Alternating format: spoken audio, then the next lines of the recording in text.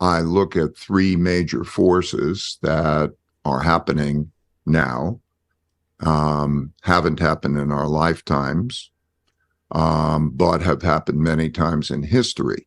And those three major forces are the creation of a lot of debt and the printing of a lot of money to buy that debt, particularly because the government is running large deficits. And so they don't have enough money, so that government has to print that money.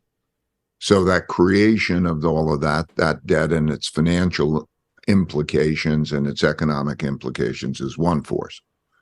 The second force is the internal conflict, the amount of conflict that's internally, largely due to the largest wealth gaps that we've had since the 30s.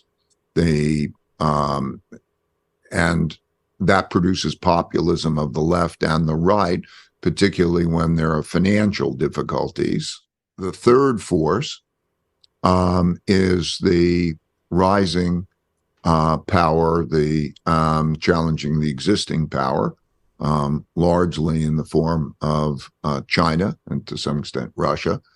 So let's call it the great power conflict, because in 1945, there's this cycle. You have a war, then after a war, you have winners, and the winners determine the rules of the game.